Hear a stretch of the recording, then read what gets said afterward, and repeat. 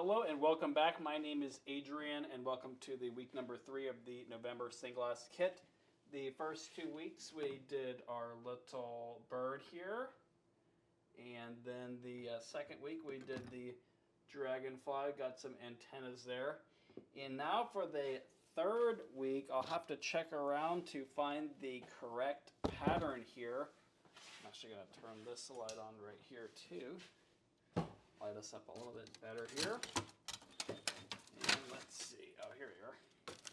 I believe we are doing this flower today for the week number 3. And hey, Michael, hey, Valerie, thank y'all for joining us. Hope y'all are doing well. Now, as you all know, we've got a few. Hey, Mary Langworthy. We've got these 4 glasses here. Now, this flower we can make into kind of whatever you want with these different colors here. And so what I think we're going to do is we're going to do these the same color. So 1, 2, 3. Let's see, and I think we'll do 4 and 5. And I think we'll do these the same color, 1, 2, 3. We'll go ahead and do that one the same also, and then we'll do a third color here. So I think we're going to go with the white, yellow, and blue. So I think we are going to do these as the, let's see, I think we'll do the center as the yellow, and then we'll do white, white, white, and then we'll do these as the blues. And we're going to kind of do the texture, if it's got one, in this way, just like that. So that is our plan for today. Thank you all for joining the second week here. We're going to go ahead and get started by placing all of our little pieces here like normal. And hope everyone's doing well today.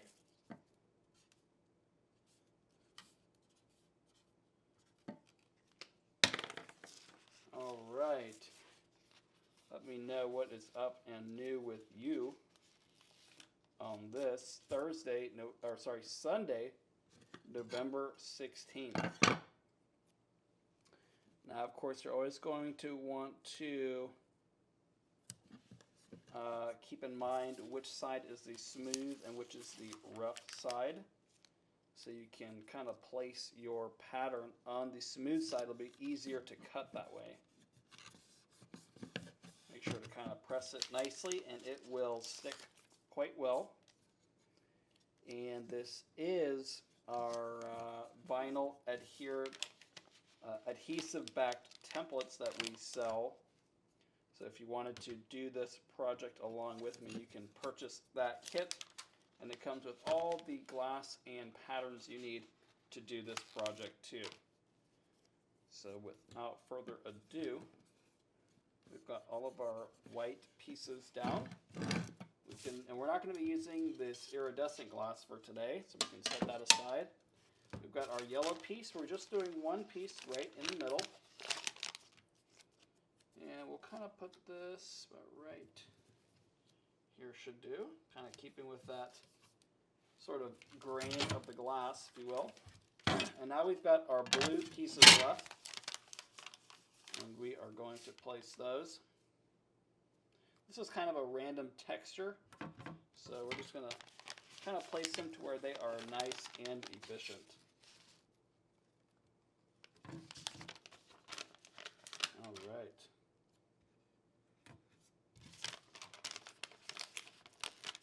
And we've got our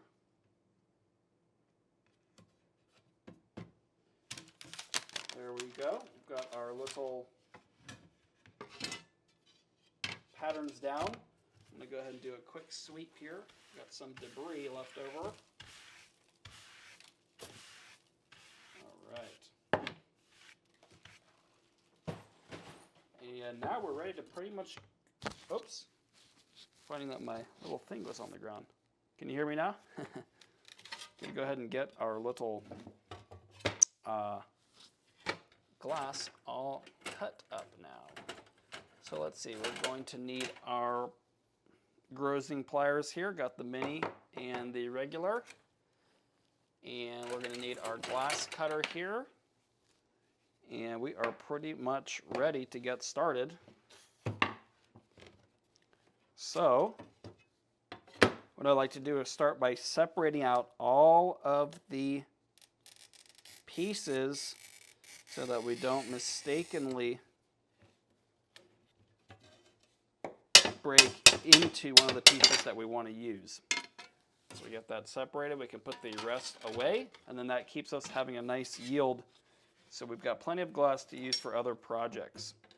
We can either do this project more than once, or we can use this glass on any other project. And all the kits we sell have almost no glass repeated. There are only so many whites and black glasses that we sell.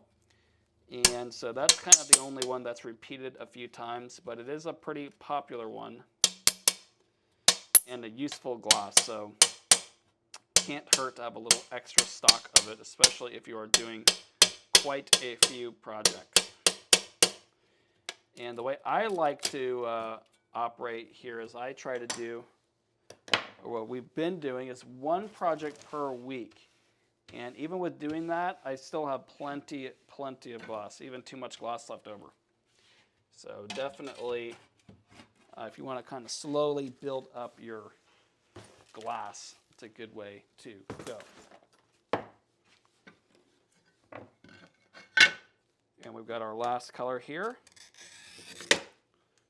Oops, and this glass, it has a lot of little ripples and stuff in it. It kind of broke right through the middle. So we're going to replace our templates here. This is a Wismac glass. And occasionally something like that can happen where it really just kind of broke with a little bit of pressure from the glass scoring tool. So we're just going to sweep that to the side for now. And we're going to go ahead and switch over to our free camera.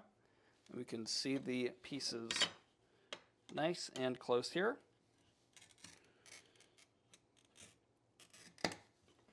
And so now what we are going to do is go ahead and do all the scoring to separate our pieces. And then we can go through and do every single score to cut it out exactly the shape that we want. And while we're kind of separating them, we might as well tap into existing shapes so then we at least have one side already cut. And you can never have too much glass from Mary Langworthy. I can't agree more. It's always helpful, especially when you need a certain color, and there it is. Now it is a bit of a double-edged sword. You have to make sure to organize it properly so you know what you have. So that can be a little bit tricky if you're not careful.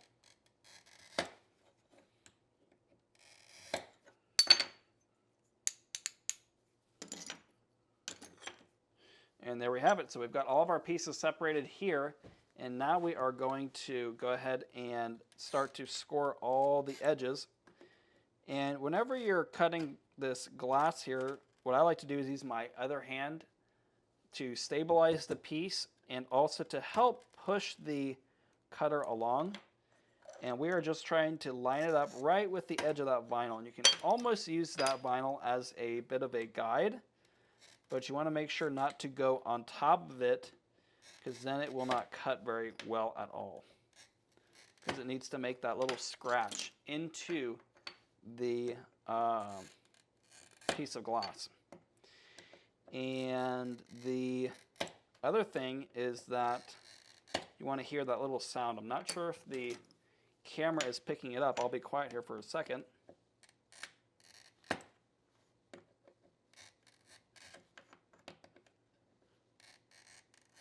So that's just that little that little scratching sound of the little scoring wheel right in the middle of this thing, kind of making that shallow scratch into the glass. And then that's going to make a nice weak point for us to go through and break along that score line. Then we have the shape that we want.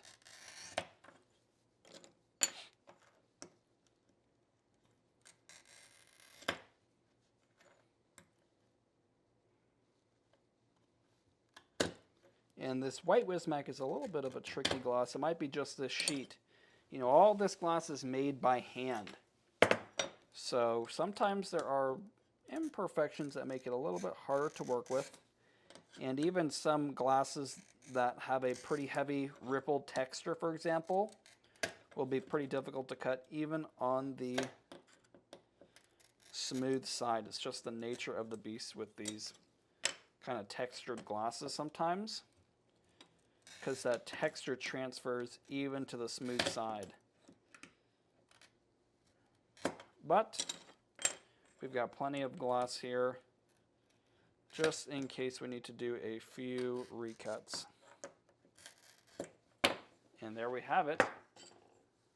We've got the pieces all scored. And Michael says that it reminds him of the sound of tearing paper, and I would have to agree. Now that you mention it, it does pretty much sound just like that. So it's a pretty good comparison.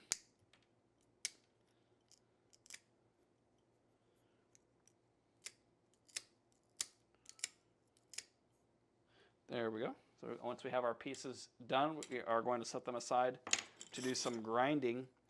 And as I mentioned, we are going to be grinding these pieces, so you don't have to cut them 100% perfectly.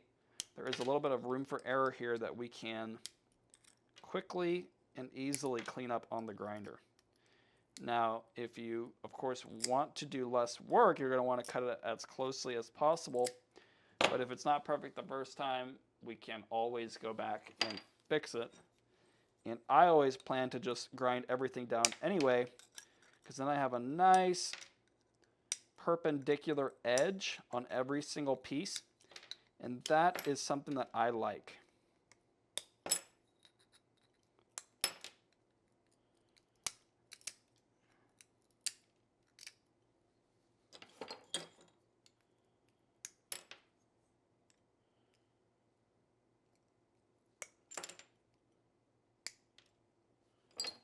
So there we have it.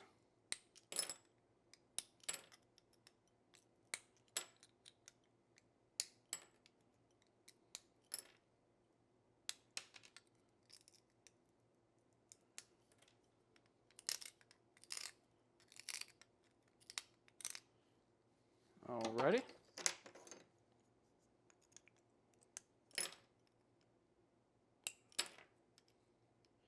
And you can see that these pieces are pretty simple to cut. Now, something like this inside curve, it's a little bit weak at the point here.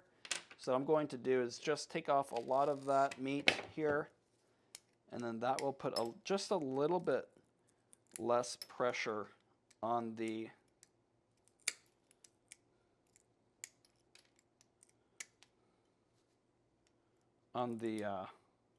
edge of on that tip of that piece of glass. You know, you really, if you have a lot of pressure, that's a spot that it's really likely to break. Sometimes you can get away with it.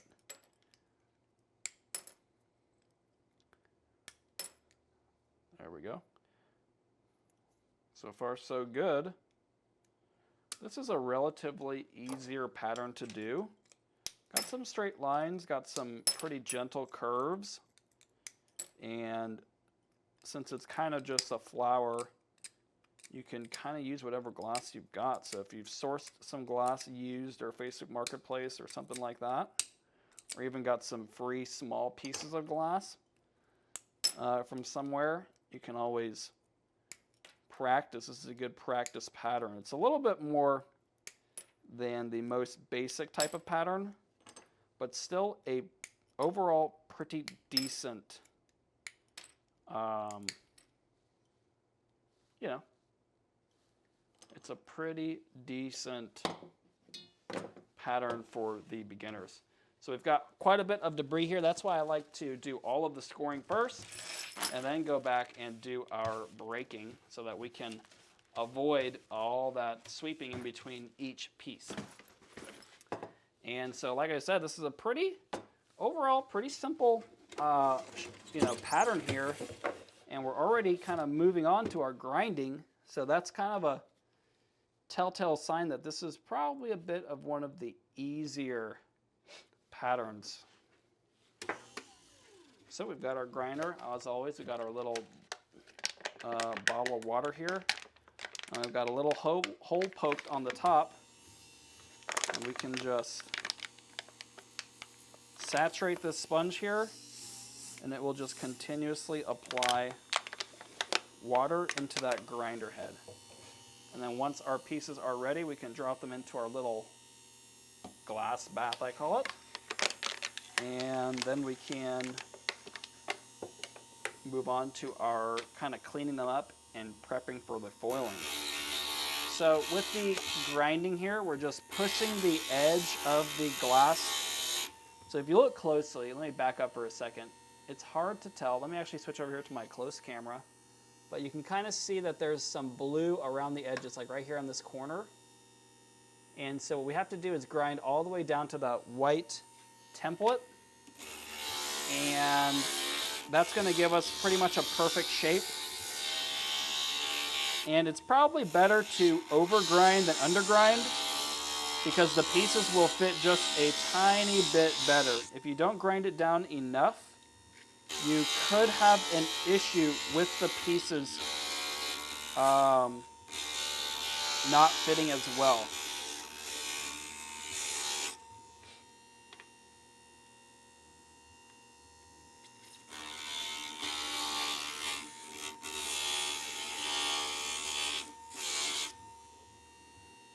And sometimes the patterns will pop up if some water gets up underneath it. So that's pretty good. I'll probably just do one more round here, all the way around. And then I think it'll be really, really good and ready to kind of clean up. Now I drop it into the little glass bath because we want to keep the edges from drying up with the glass dust that is generated whenever we do the grinding. So that's why we go through and do the,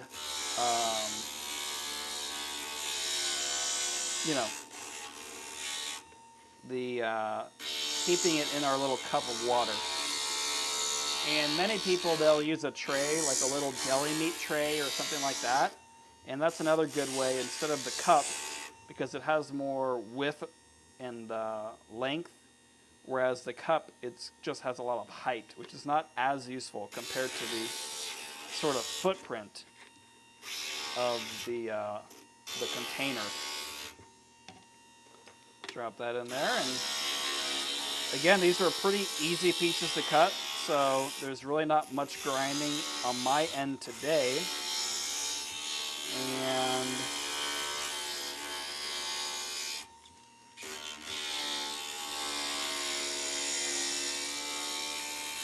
that being said,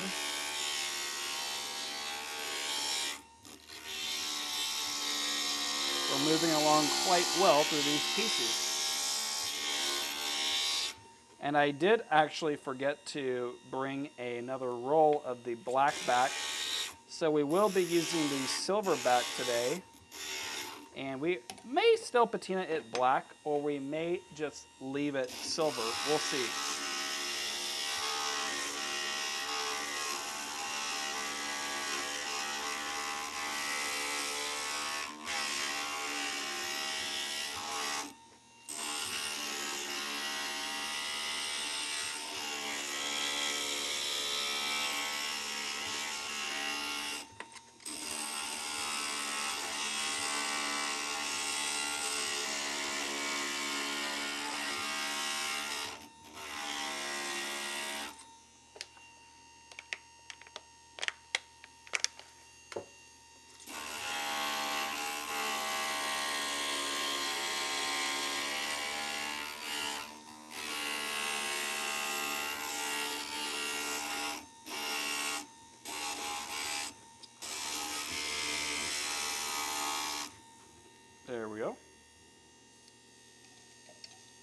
So that's our biggest piece. It does barely fit in here, but it did fit.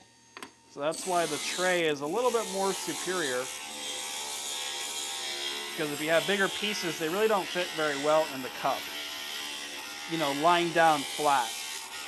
They might be sticking up kind of like this, but that's harder. You know, you need a lot more water, and then it's kind of harder to fish them out, the pieces that are at the bottom. So that's why the tray is a little bit more superior.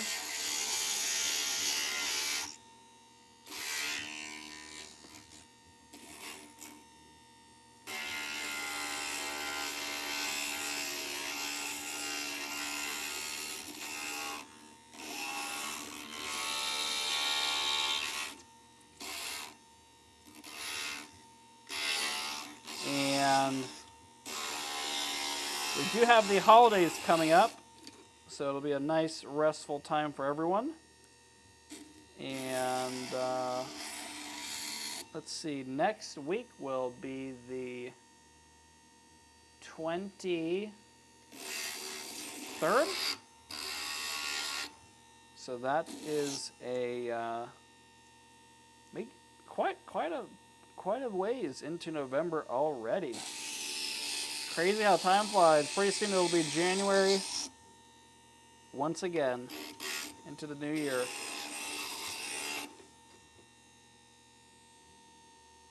There we go, looking pretty good.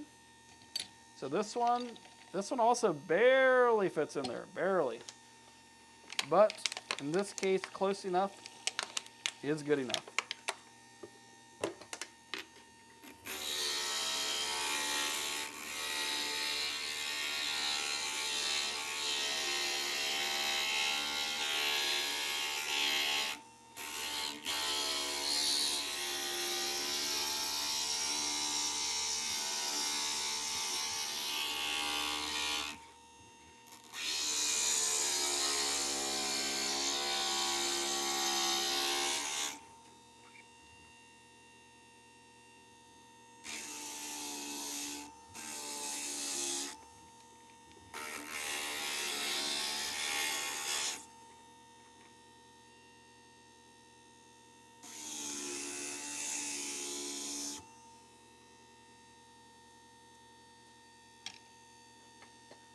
All right, and we got a few more pieces here.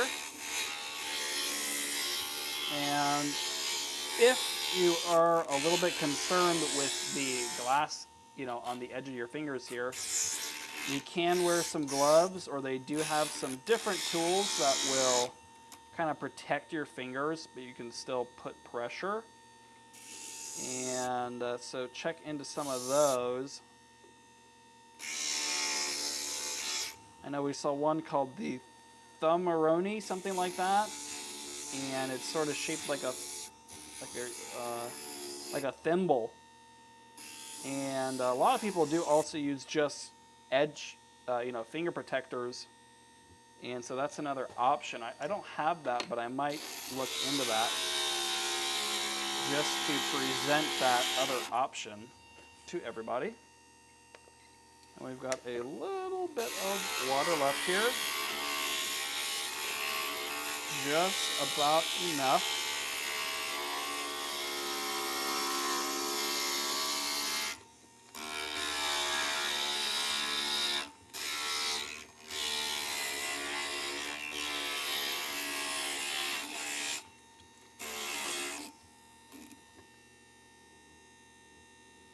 There we go.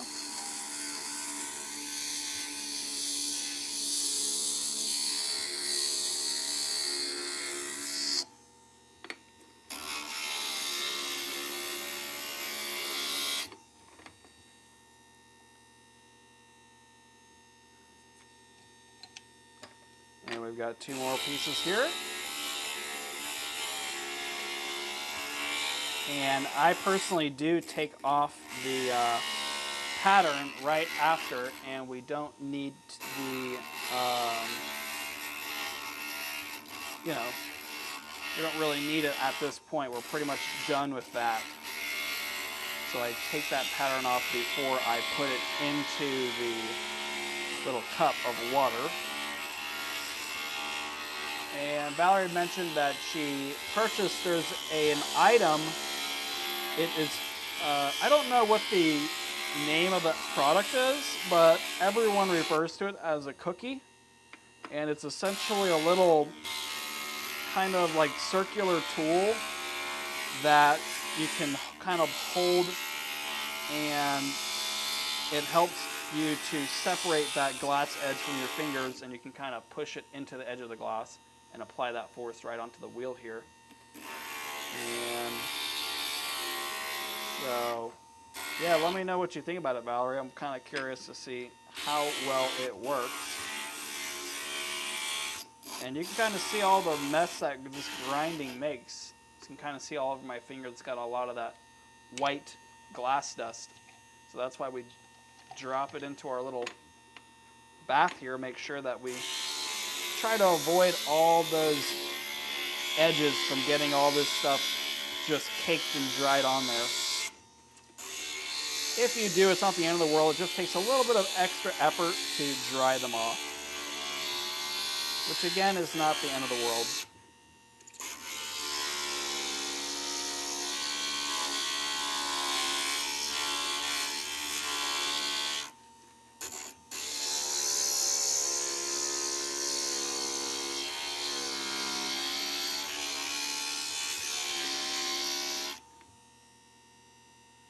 And there we have it, our last piece, all done. And that is pretty much it for the glass grinding today.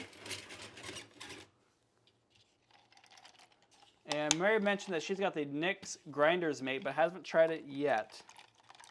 Yeah, let me know how those products work out for y'all. All right, we're gonna get out our microfiber cloths here. Now what we want to do, or what I like to do, is to get the cloth spread out here like this, and I like to kind of put a couple pieces on there, and then as I dry them off, put them onto my pattern. I can check to see how well they are fitting. And Joel, thanks for joining. Joel mentioned that he uses his all the time. Gotcha. Must mean you like it. Probably wouldn't keep using it if you didn't like it. So good. I'm glad that these tools are working out for y'all. Might have to look into those. So there we have it. We've got our little first piece done. And once it is, I just put it onto its spot on the pattern, just like this.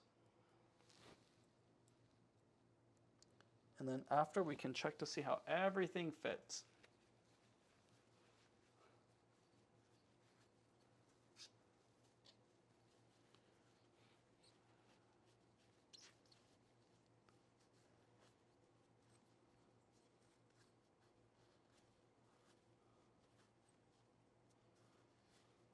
Try to really focus on those edges.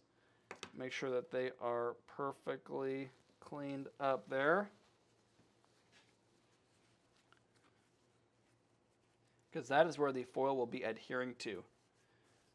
And that's going to be the most important place to make sure that they are all nice and cleaned up.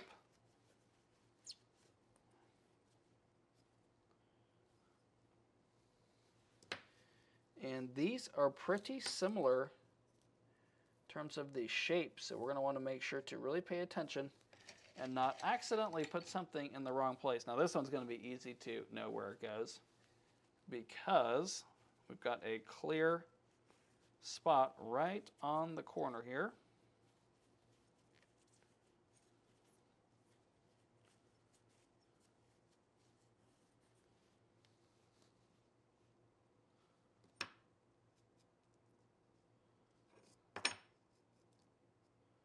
There we go, just like that.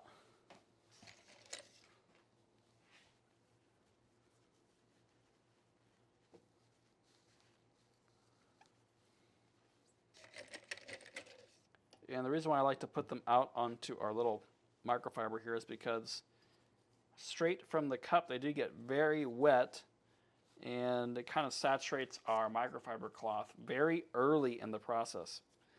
And then it's a little bit too wet. Then it leaves the pieces just a little bit wet, which can be a little bit of a hindrance when it comes to the actual foiling, if the pieces are even just a little bit moist. So we kind of have to use a really dry rag to really make sure they're completely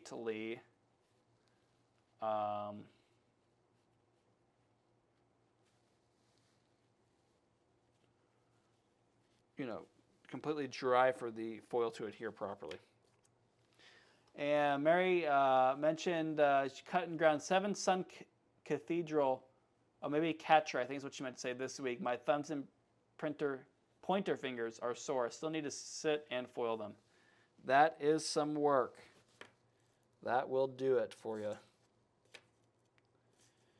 Excited to see those in the community there, Mary, once you get some of those finished up. That is always a good time. And if you're familiar or unfamiliar with the Stained Glass Mastery community, we do have a community of stained glass artists to share projects, ask questions, and for more experienced people can answer questions. And it's a nice place to check out. We've got some free resources, including all of the patterns for all the projects that we do on this channel. So if you're interested in that, check the link in the description and you can join that free community. And on top of all that, we do free giveaways every single month. And that goes to our stained glass supplies store where you can purchase glass or whatever other tools you need. I think we've got around 9,000 items that we sell. So probably have what you're looking for when it comes to stained glass supplies. And of course, if you are in need or your church is in need of new stained glass or restoration stained glass services or protective covering services, we do also offer that to churches or historical institutions that need some of those services.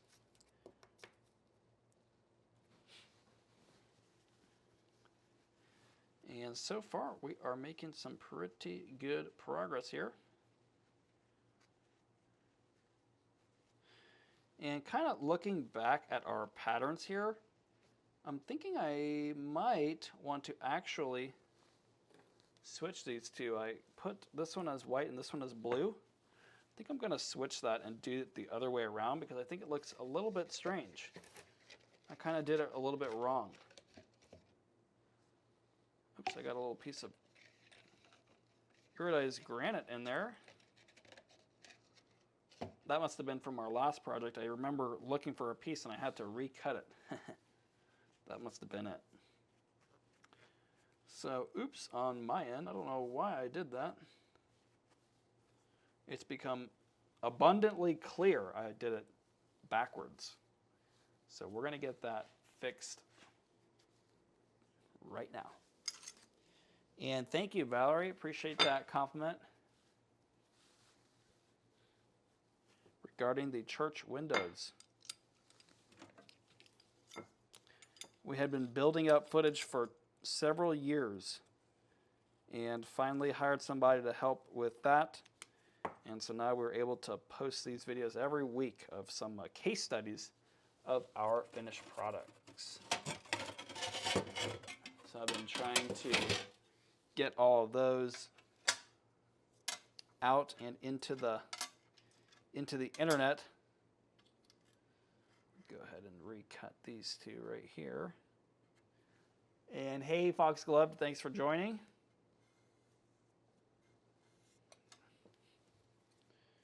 There we have it. We've got these two right here that we need to go through and cut down. And we're just going to speed right through these. There we go. Got our blue piece, and then we can go through and cut the white glass next.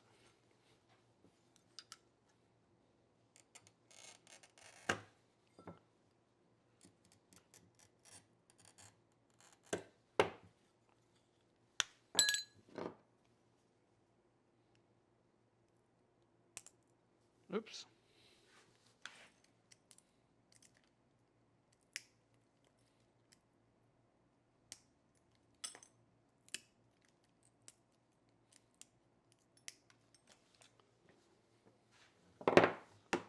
All right, go through and finish these real quick. Oops, I don't even think I scored this one.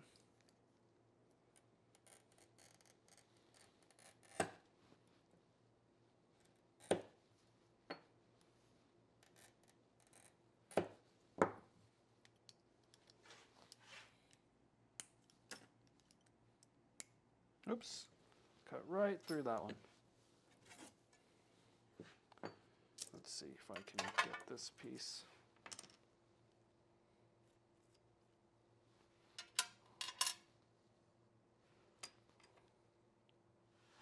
I'll grind this one down really quickly. You know, a little bit of backtracking here since I cut that first piece a little bit wrong as far as the color. So bear with me here for a few moments. Make sure that this is all nice and cleaned off. Set this on our pattern.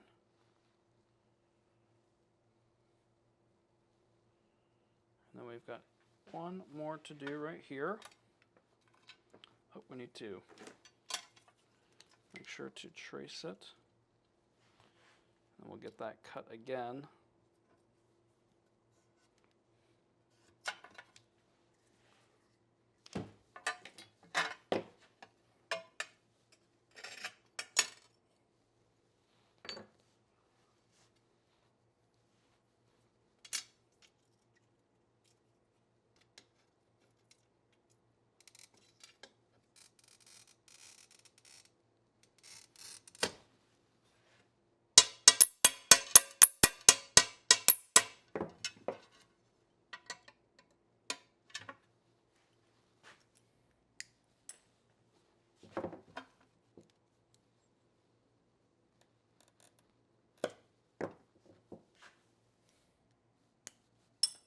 All right, got it this time. And now we'll just grind this down. I think we will be good to go.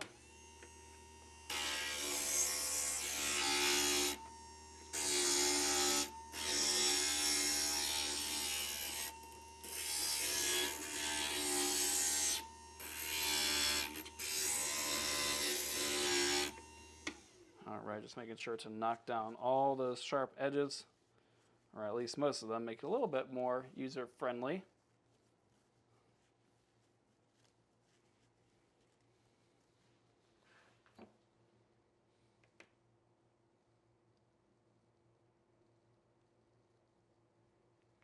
Make sure everything fits pretty well here. And that's looking pretty good.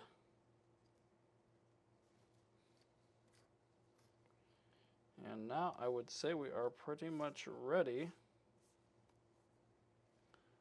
to start foiling. We can check to see our fit here. There we go. Everything seems to be fitting together pretty well. And we are ready to go ahead and get to the foiling here. So I am going to make a little bit of space, get this stuff out of our way.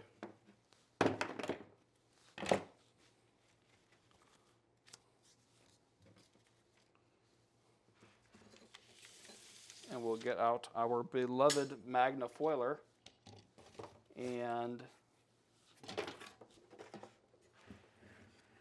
we've got it loaded up with the silver backed foil. And let's see, where are my little cutters at? Should have them around here somewhere. This little pair will work.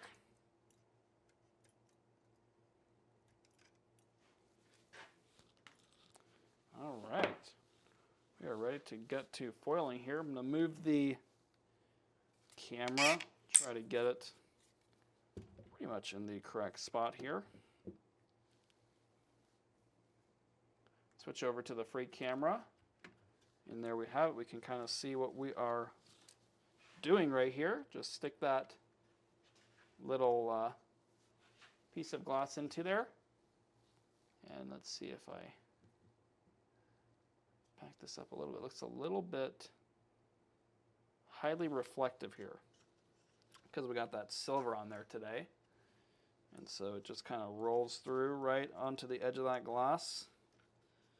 And you can kind of fold over where we started, pull it through. I'll do the little overlap, and then we can just cut it down. And there you have it. That's a pretty good job of centering everything.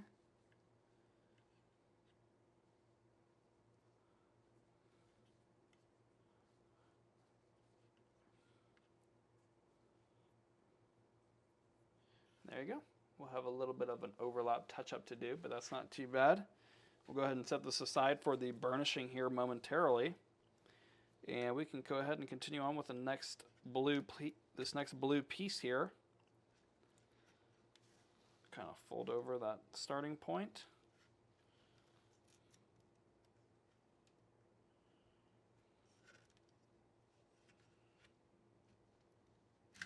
Oops.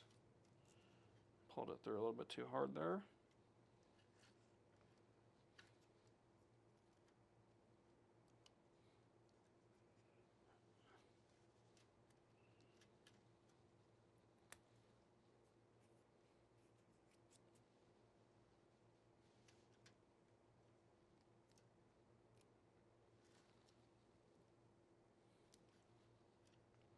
Oh, there's the problem. There's like a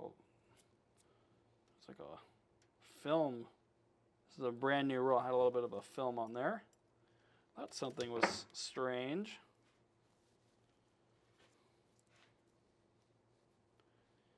And these curves are pretty not too sharp. They're pretty,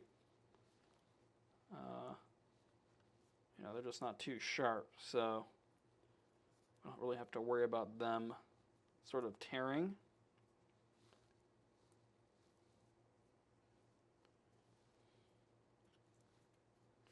Set that aside for the burnishing here.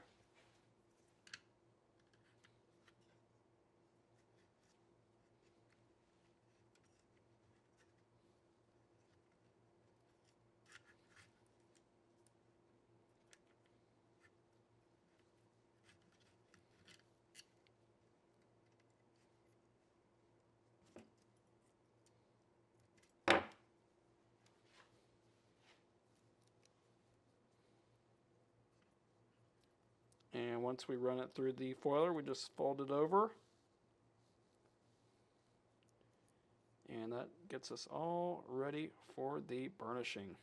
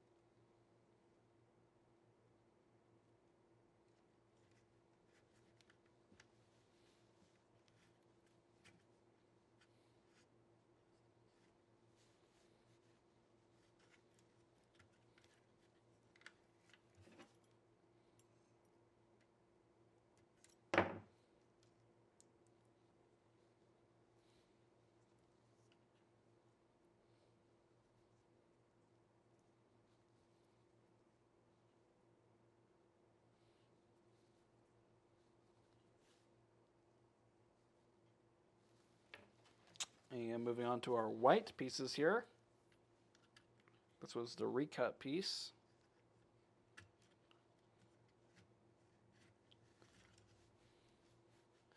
And nothing too complex about this step. You can, of course, do this by hand if you don't have the magnifoiler. I just really like using it, so that's why I like to use it.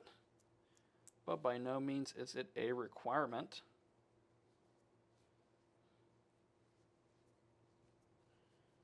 And I believe we got more of these in stock. It's a pretty popular item, and quite a few people purchased it. And we were trying to keep that pricing even more competitive than what Creator has it listed at. And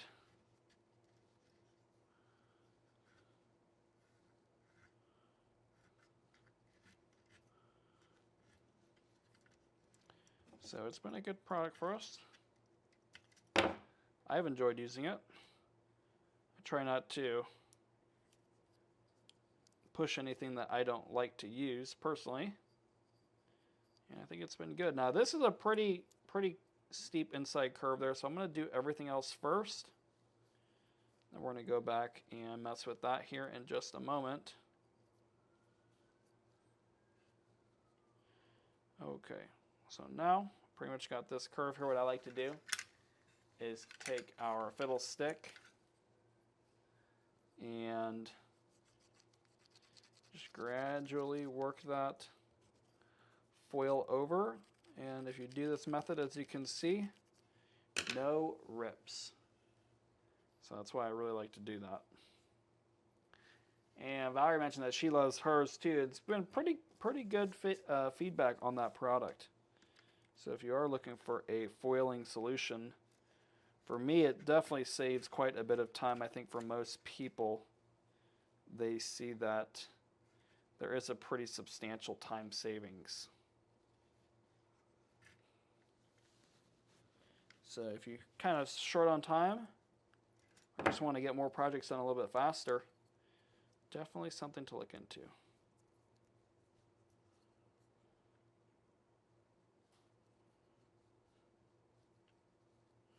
But if you enjoy foiling by hand, nothing saying that you can't.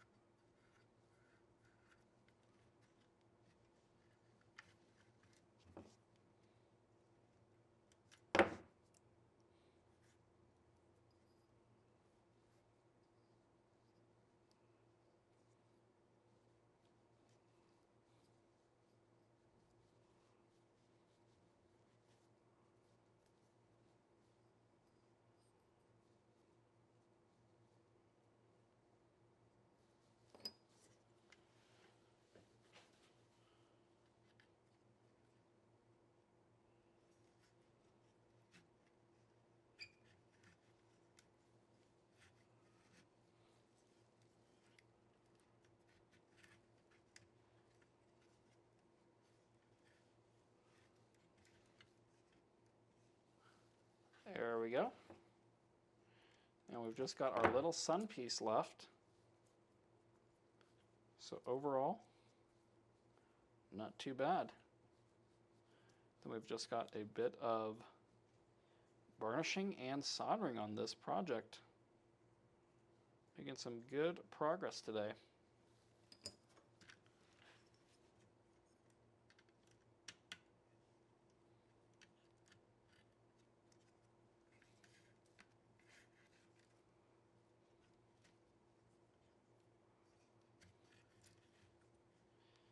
And actually, the bigger the pieces, the easier they are to foil normally.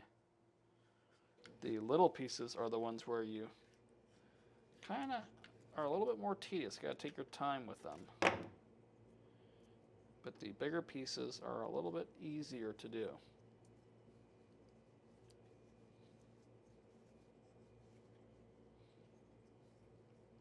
And just like that, our foiling is done and we're ready to begin burnishing. Go ahead and take away our Magna foiler. And we are going to switch over here to the overhead. We're going to go ahead and go through and sweep up our area here. You can see we use quite a bit of backing right here. So definitely a good bit of foil in kind of a relatively short amount of time, I would say.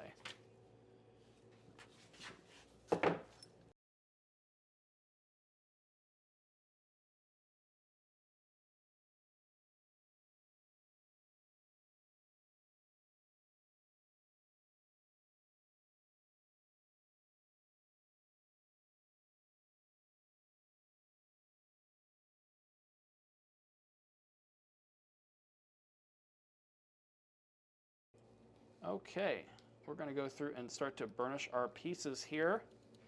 Switch over to our free camera. There we go, I think that you can see that. So I like to start with the edge,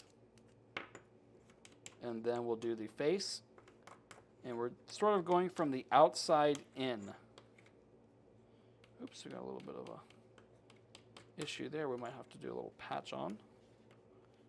After I finish burnishing, then we'll do a little patch on that spot.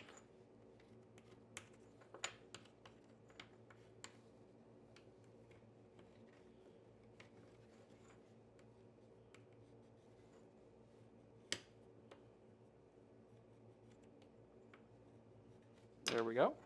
And we've got a little spot right here. We'll do that patch. Just tear off a little piece. Just kind of wrap it, and then we'll cut it down with the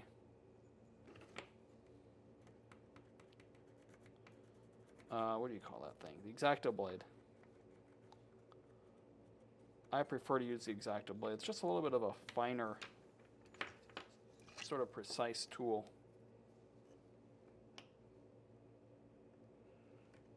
There we go. That will do. Set this aside. And we're ready for our next piece. And we can even go through and start to set it onto our actual pattern here. Let's see, where do you go? Right there. As we finish them up, we can just set them onto our pattern. Set this aside for the moment.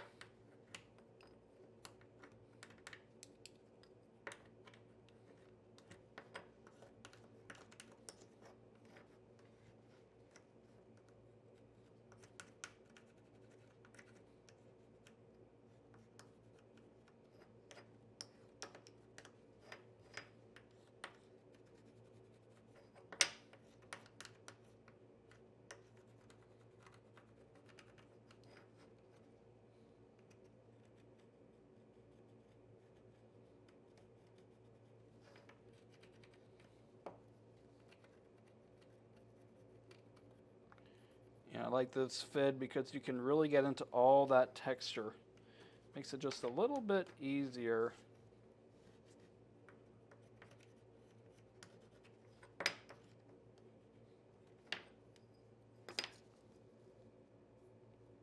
Than some of the other fids that are out there.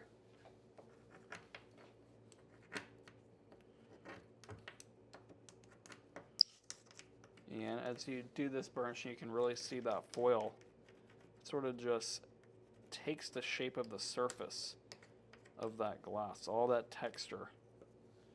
So if it does that, you know that it is well adhered. And that's what you want.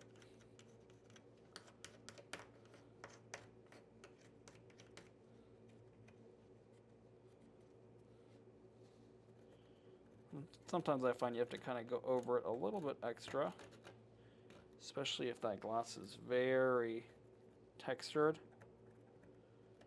Make sure it gets into every single little crevice in there.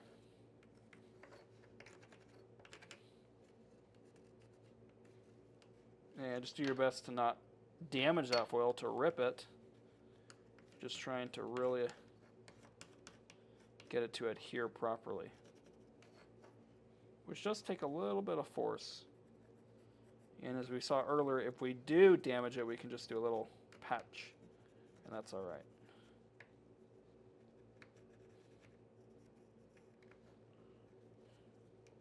There we go.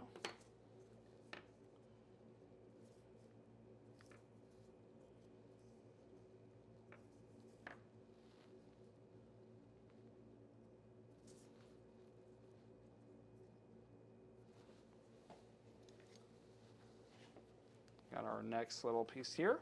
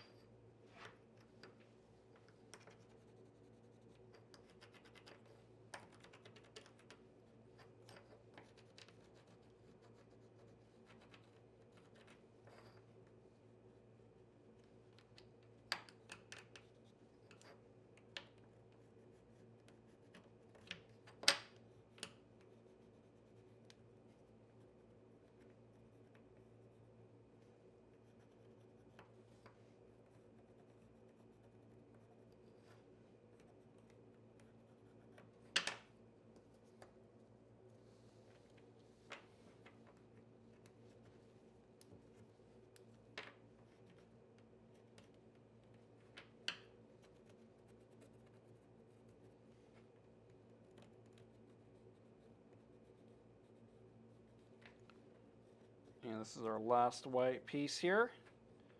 Make sure we get it all nice and adhered, especially to that textured side.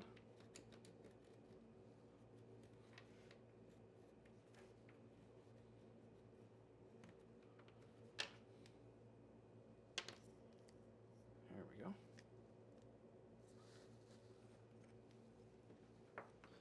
And we've got our little yellow piece here, or bigger yellow piece here, I should say.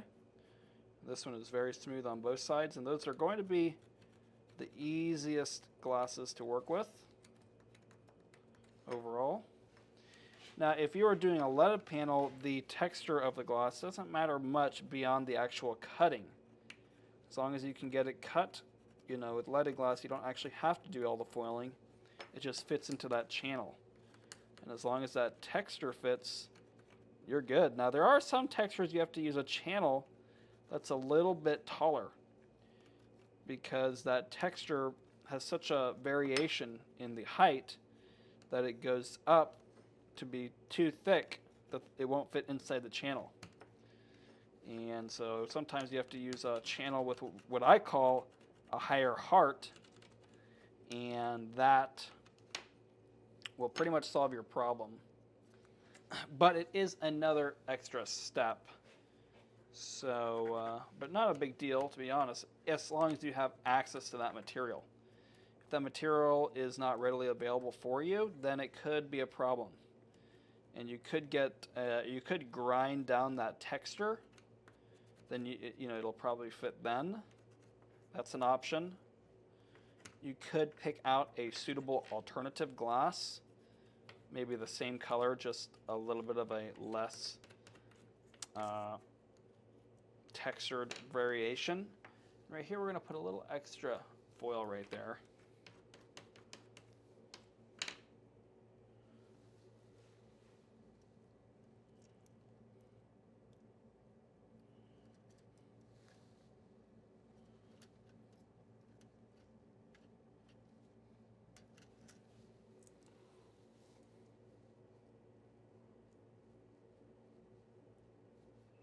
There we go. We can go ahead and cut down the spot we don't need.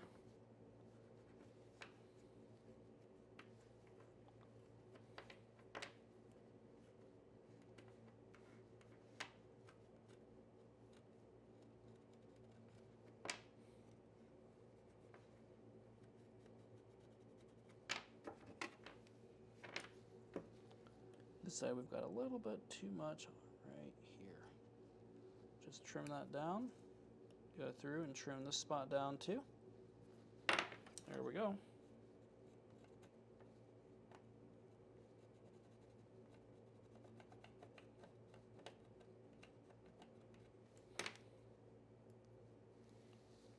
Got our first blue piece here.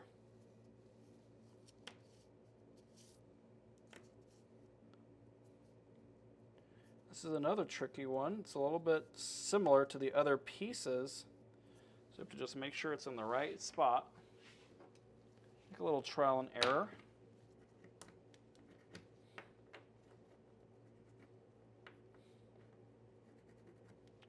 And just a few more pieces to burnish down here.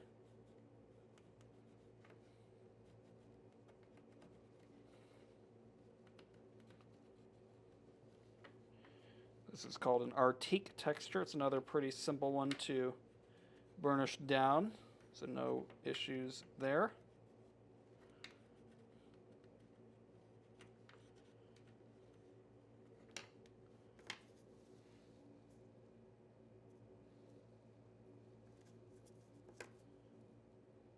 Nope, definitely this way. Just a couple more pieces here. Get that edge pushed down first.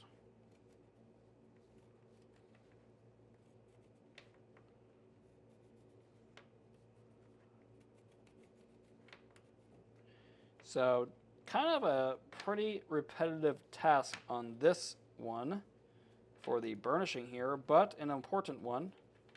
If you don't properly push down all this foil, you will get some impurities and definitely a premature failure on your panel, which you definitely want to avoid.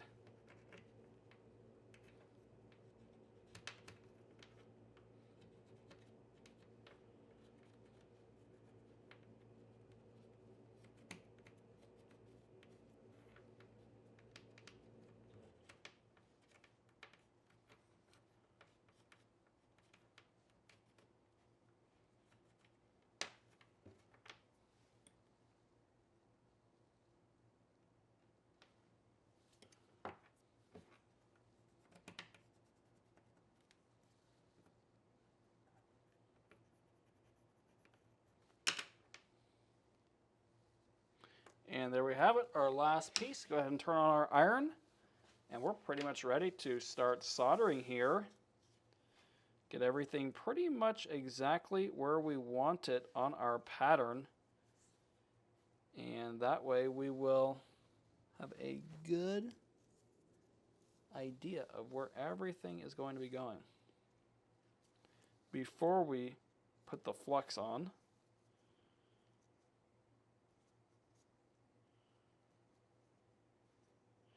just making sure to really check everything out. And in this case, we've got these two straight edges. Now, if we want to, we can put some straight edges on here. And I think I'm going to go ahead and do that.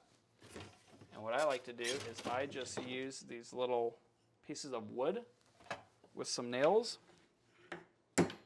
Oops. And this will make it very easy. I drop my nails through my little piece of wood here, but it'll make it really easy to keep this thing exactly where we want. So I'm going to put that right there. Give it a few taps, grab my other one. Here's one that will do.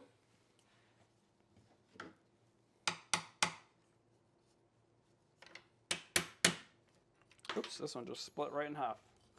I do have another one though.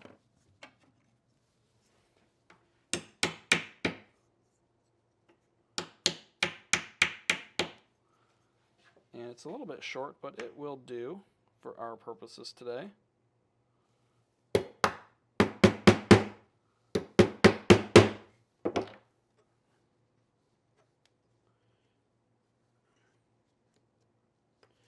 And there we go. We can kind of push it up against into these two little forms, I call them. And we've got a pretty nice fitting little piece here. So what we need to do now is get out our little fume extractor. We'll get this turned on. And of course we need to, there we go. So this is a pretty good looking panel so far. I'm going to go ahead and get some gloves on before we start messing with all of the flux and all that stuff.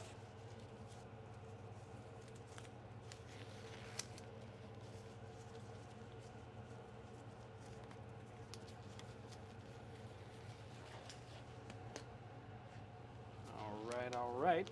Let's see. What is next here? We're going to want to get our flux. And we can go ahead and get out a few more items here.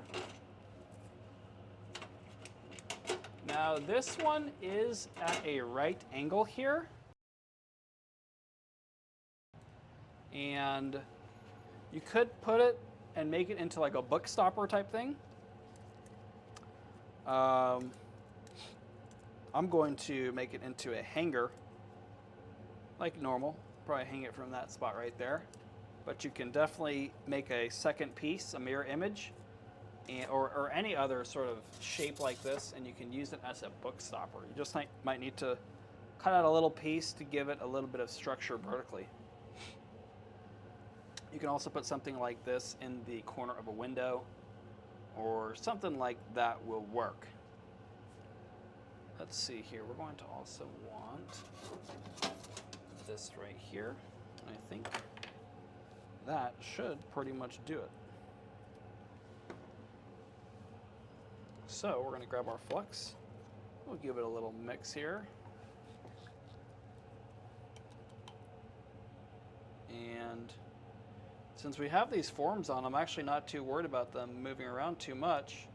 Oh, they do move a little bit. But I'm just going to kind of brush it into the center here. And if anything, it'll move them a little bit tighter. And then we can go back through and really I'm just going to tack them together because the forms will kind of get in the way. They'll be very annoying with the iron sort of hitting them and, you know, with the little nails and everything. So it'll get us started, but we will need to, I'm going to end up taking them off pretty quickly here. So, got a little bit of solder left here. Go ahead and grab our iron. And as usual, I'm going to wire brush off any debris. And I know they say not to, but that's just the way we do it. There we go, looking pretty clean. And we can just go through and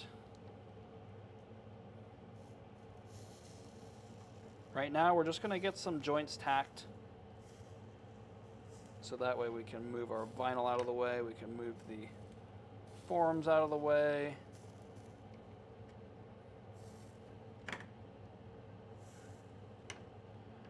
And that's pretty much all the joints right there. I'll go ahead and attach these a few spots too. Just because that one little joint might not be quite enough. I think that's pretty good. Go ahead and get this picked up.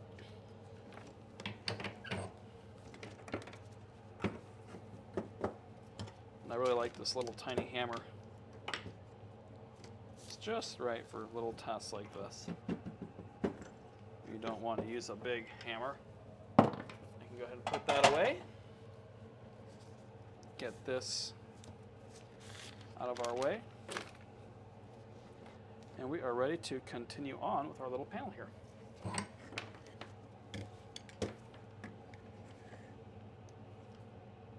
And we're going to go ahead and do a pretty nice rounded bead since we are here working on it.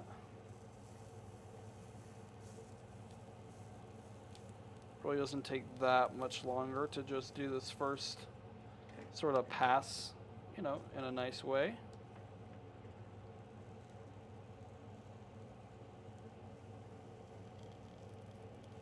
So we'll put in a little extra effort and do that, even though we're going to have to touch it up later.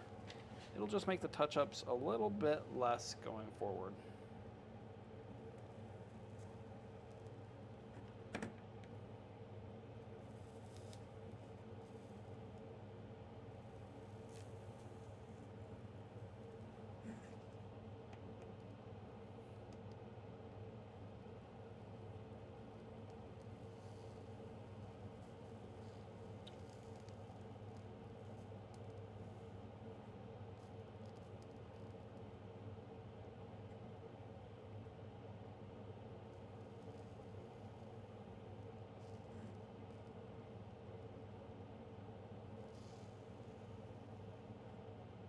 This one's a little bit too hot. I think it might need to cool down a little bit.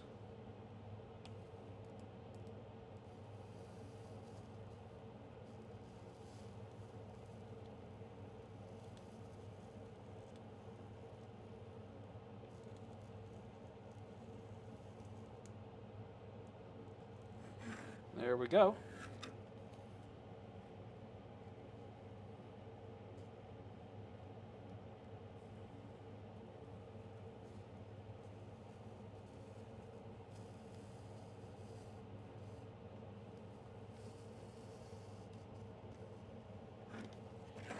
And we're going to tin heavily on the edges.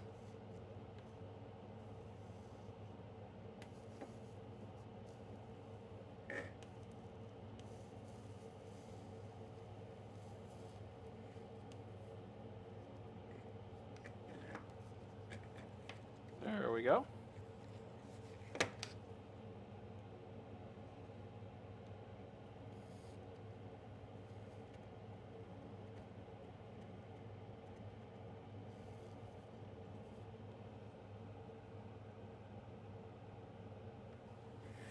And we're going to go through and touch that up before we're finished. Of course, we have to do all the edge beading. And here is our back side. We'll go ahead and put a nice bit of flux on here. There we go. And we'll do the same thing here.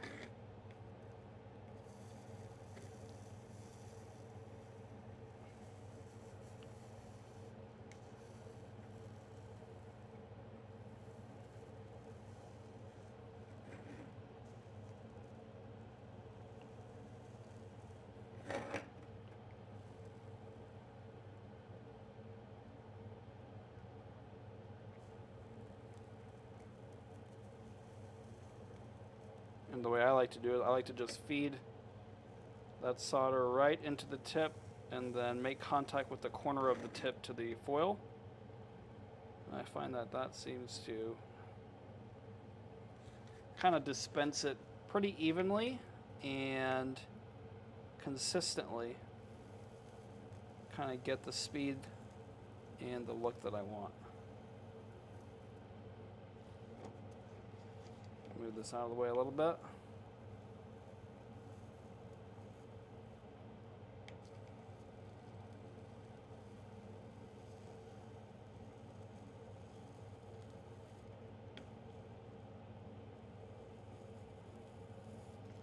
There we go. And we're mostly going to go through now and just do a quick tinning on the perimeter. And now we're going to go through an edge bead, and of course we're going to want to put on our beloved heat-resistant gloves, one of my favorite tools.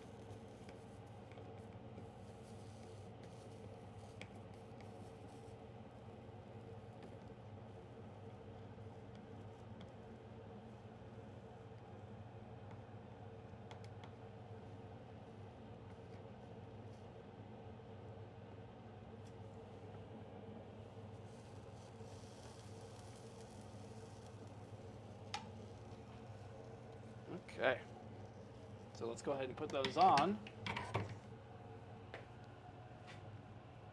And Catherine, look very nice. Thank you, appreciate it. Valerie, nice beading. Thank you, I appreciate that. Let's see, I want to grab my gloves here.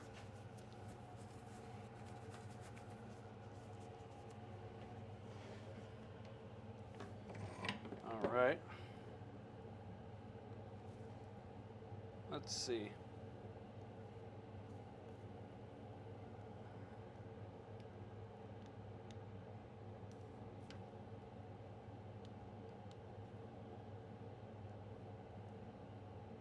I'm actually turn the iron off because a little bit of too much heat can make it a little bit difficult to edge bead, and of course too cold will make it impossible, but we can kind of have a fine balance between the two.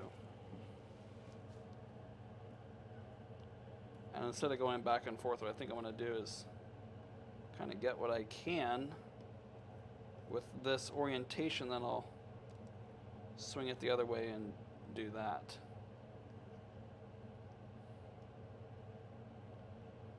There we go. I want to do our best to try to get these to be nice and rounded as much as possible.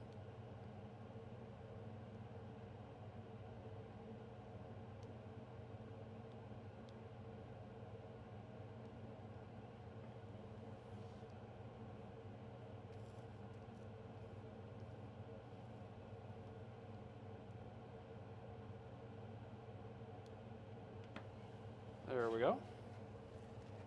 Go ahead and swing this around. Hard for you to see, but we're going to get all this top part.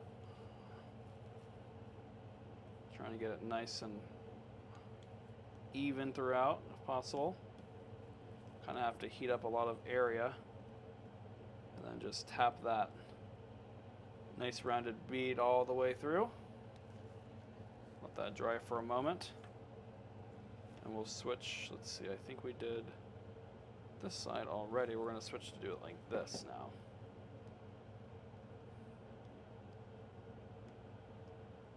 And this iron is cooling down for sure.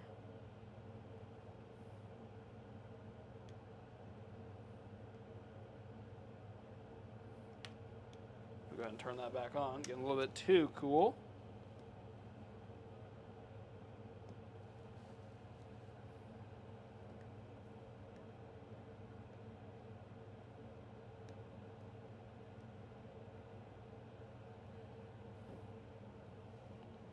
Few more pieces right here.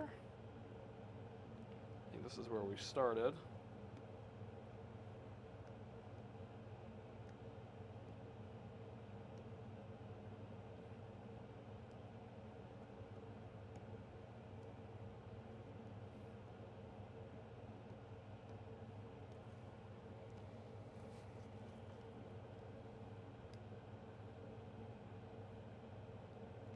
Now we've got this top edge to do.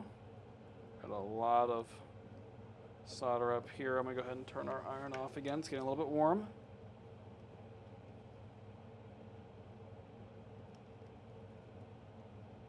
Try to marry all this stuff up. Get a little bit more flex right here.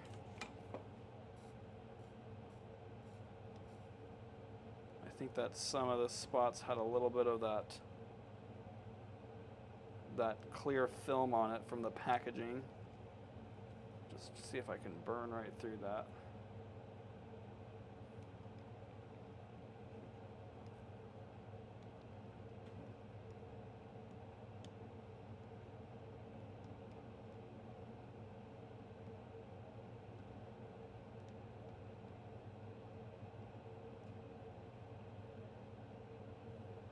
And we're going to need to add a little bit of extra solder right here. Grab a little bit on the iron here. I'll leave that solder kind of propped up so I can do that. And Catherine asked, what is the machine? It is a fume extractor, and it's just this corrugated pipe that will take away the flux fumes. I'm actually gonna, oops, see if I can balance this so that I can drip just a little bit of solder onto there. Oops. Just to fill this little void right here. There we go.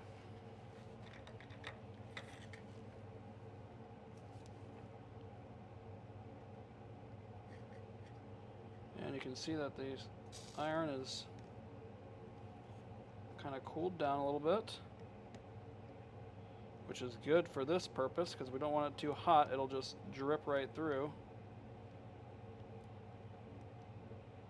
We do, of course, need it hot enough to still melt the solder. I'm going to turn this back on so that we can just barely melt the solder. Try to bridge this gap right here.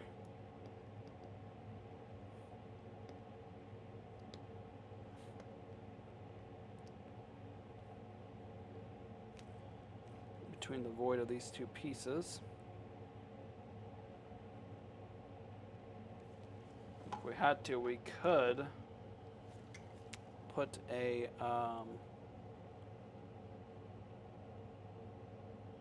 little wire or something and kind of submerge it in there.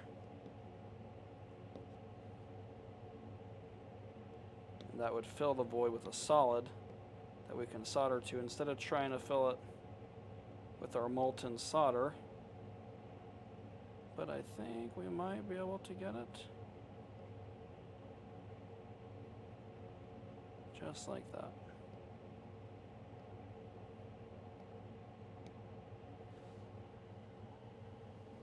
Okay. Now I'll just fill in a little bit of extra right here on top. And it's best to kind of let it cool off so it doesn't just drip right through if you heat it up. There we go. Something like that will do. And so this is our front side. I'm just going to kind of touch up especially where these little joints are from the edge beating. Might have gotten a little bit roughed up there.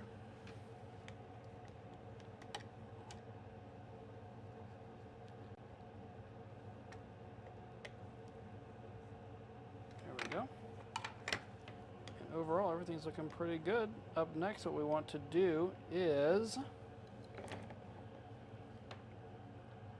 Oops, we're going to want to touch up this side too.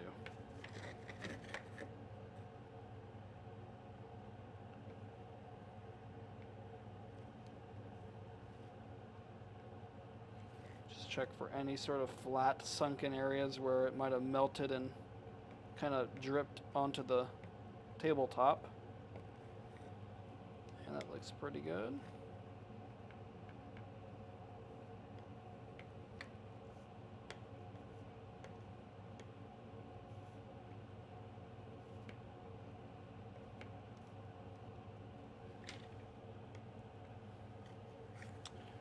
All right, and with this I am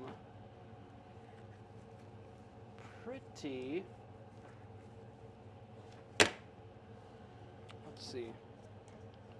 pretty happy with this. This will be our viewing side, and we're going to want to put something right there on the back side, so right here. And for the iron, I actually use this little thing right here. It's just a little on-off toggle, and that's been working really well for me. And I just got that from Amazon.com. So let's see, we're going to want to go through and get our little thing here, make a loop like we always do. Something a little bit smaller, I think. There we go. We're going to twist this. There we go. Something like that will do. Go ahead and cut this down. And we can place it right where we want it. Right here. So what we're probably going to do, as a matter of fact, I think I might even, let's see. Yeah, I think I like it more like this. So we're going to put it right there. On here, right here. Now we're going to do right here on this one. So what we have to do is kind of move this to the edge and grab our grozing pliers.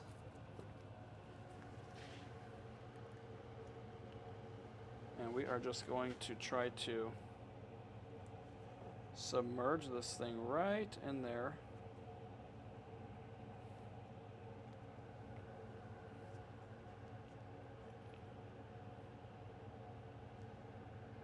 Right there should do. Grab our iron, start to heat some stuff up.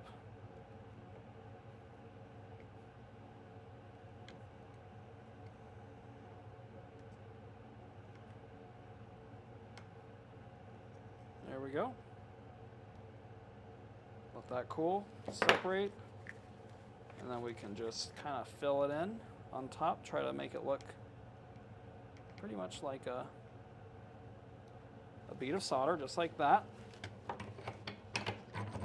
And now we're pretty much done because we're not going to be patining this today. We just want to go through and make sure everything is looking good.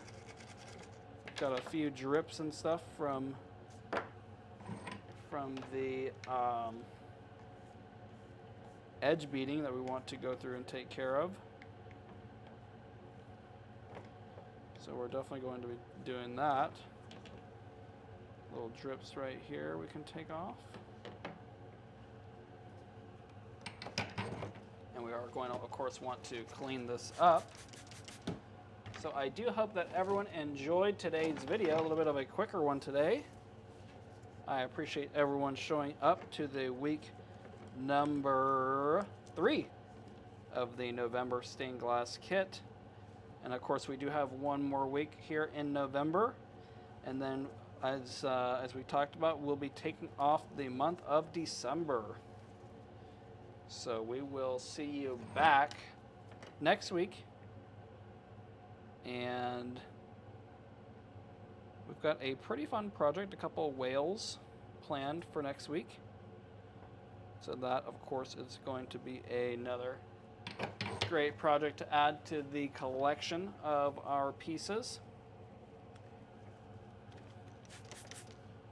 And as always, I do very much appreciate everyone showing up to our weekly live stream. And if you're not familiar, check out the Stained Glass Mastery community, where we have tons of free resources, including all the patterns for all the projects that you've seen us make. And it's a great community of like-minded artists to share projects, ask questions, answer questions. And we've got tool list, tutorial videos, and pretty much everything you need for your stained glass journey. So again, thank you all so much for watching, and we will see you next week for the week number 4 of the November Stained Glass Kit. All right, thanks a lot. Have a great day. Goodbye.